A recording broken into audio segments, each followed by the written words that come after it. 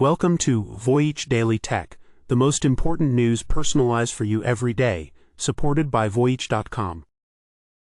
We've got 5 fascinating tech stories lined up for you today. First up, we'll dive into how a smaller cloud provider managed to leapfrog the tech giants, getting its hands on Nvidia's game-changing AI chips first.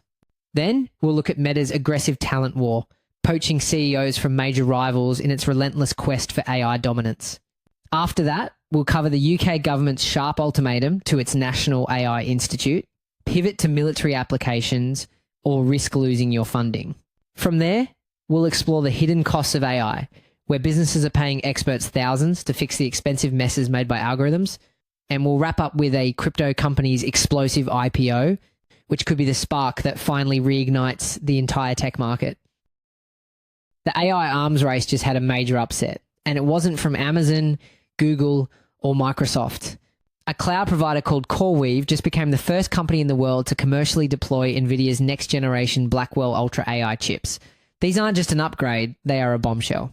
Nvidia claims that Blackwell Ultra can produce 50 times more AI content than its predecessor. So, how did a smaller player leapfrog the biggest names in tech to get the most powerful hardware on the planet? The answer lies in a special relationship.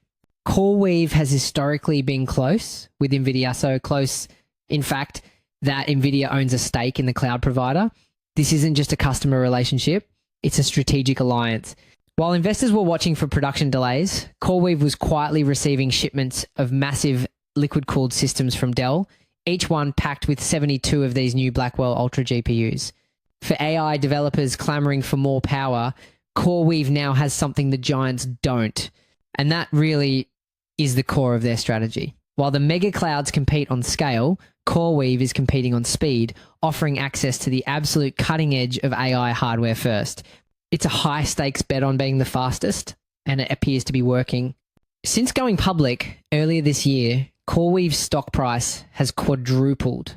This move proves that in the gold rush for AI dominance, it's not just about being the biggest, it's about having the best tools before anyone else. The question now is, how will the titans of the cloud industry respond? Now, speaking of that AI arms race, it's not just being fought with hardware. Meta just took the talent war nuclear by poaching the CEO of a major rival, Superintelligence, or SSI. That company was just launched by Ilya Sutskever, the co-founder and former chief scientist of OpenAI.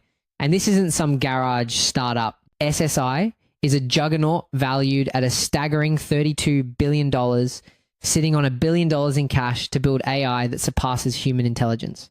But that's not the whole picture. The real turning point is what Meta tried to do next. Sources say Meta didn't just want the CEO, Daniel Gross. It also tried to recruit Sutskever himself and made a move to acquire the entire $32 billion company. Sutskever's public response was a thinly veiled shot, posting on X, "You might have heard rumors of companies looking to acquire us. We are flattered by their attention but are focused on seeing our work through."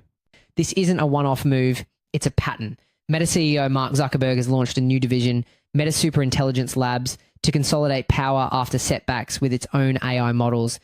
To lead it, Meta also recruited Alexander Wang, the former CEO of Scale AI, a company Meta poured a jaw-dropping $14.3 billion into. And to cap it all off, the poached SSI CEO, Daniel Gross, and another one of Meta's new AI lieutenants, Nat Friedman, are actually business partners. They co-founded a venture capital firm that was an early investor in high-profile startups, including Safe Superintelligence, the very company Meta just raided. This isn't just hiring. It's a calculated campaign to absorb the competition, one CEO and $1 billion investment at a time. The question is no longer who will win the AI race, but is Meta trying to make sure there's no one left to compete with?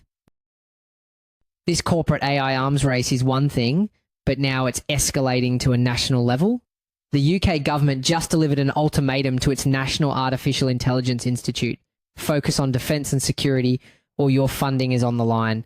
In a direct letter, Science and Technology Secretary Peter Kyle told the Alan Turing Institute that boosting the UK's AI capabilities for national security is critical and that future government investment will depend on the delivery of the vision he laid out. The directive goes even further, suggesting the institute should overhaul its leadership team to reflect this renewed purpose. This is a massive strategic pivot. The Turing Institute, which received a £100 million grant just last year, has historically focused on broad areas like environmental sustainability and health. One of its recent reports, for instance, was on AI being used by romance scammers.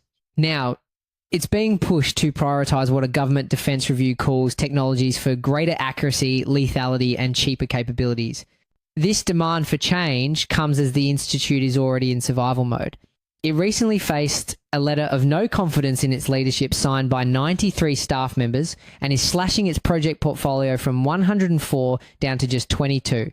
The backdrop here is a new government commitment to raise UK defence spending to 5% of national income, and the tech industry is taking notice. The head of Palantir UK, Louis Mosley, put it bluntly, telling the BBC, "We are now in an AI arms race against our adversaries. We need to put all the resources we have into staying ahead." This directive forces a stark transformation on one of the world's leading AI research centres, shifting its focus from public good to military might. The core question now is, what happens when a nation's top AI minds are officially conscripted into a global arms race? So while governments are pushing AI toward these grand strategic goals on the ground, many businesses are finding that the reality of using AI is, well, a lot messier and more expensive than promised. Get this. A company tried to save 15 minutes of work by using AI. It ended up costing them £360 and knocked their entire business offline for 3 days.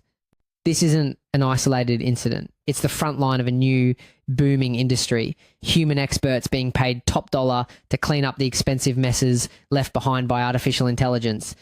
While businesses are rushing to AI systems like ChatGPT to cut costs, they're discovering a hidden price tag.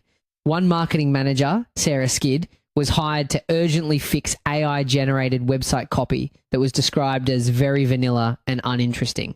Her bill to fix the cost-saving AI, 20 hours of work at $100 an hour, that's a $2,000 invoice to do the job right. And the issue extends far beyond just clunky prose.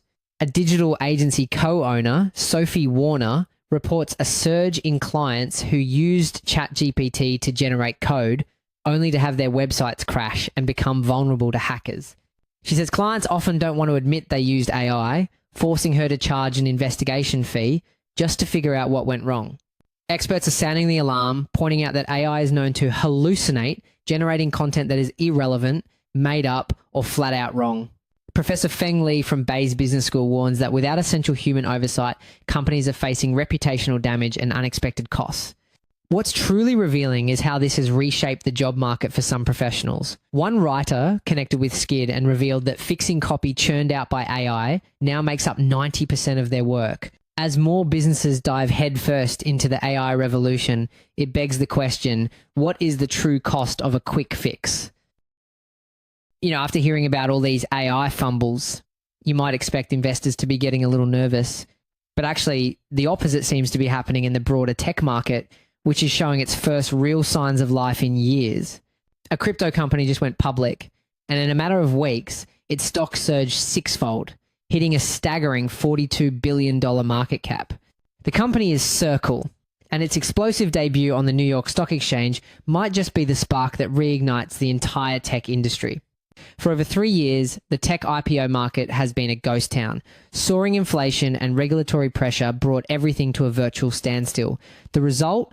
A massive backlog of liquidity, with over 58,000 venture-backed companies sitting on a combined $947 billion in investment, with no clear way to cash out.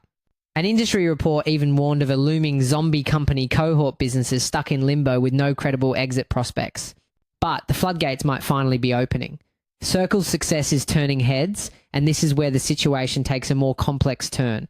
Design software vendor Figma, whose $20 billion sale to Adobe was blocked by regulators, is now one of the most hotly anticipated IPOs. In a move that stunned Silicon Valley, Meta just announced a jaw-dropping $14 billion bet on the startup Scale AI. This wasn't an acquisition.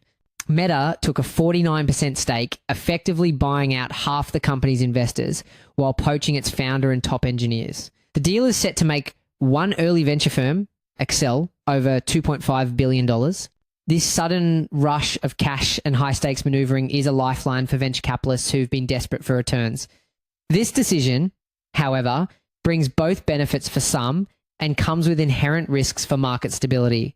After all, the biggest private giants companies like SpaceX, Stripe, and the AI powerhouse OpenAI are still sitting on the sidelines with no intention of going public. So, is this the start of a true market recovery or just a brief window before another storm? That's it for today on Voyage Daily Tech. Follow, share, and stay tuned for daily updates coming your way tomorrow.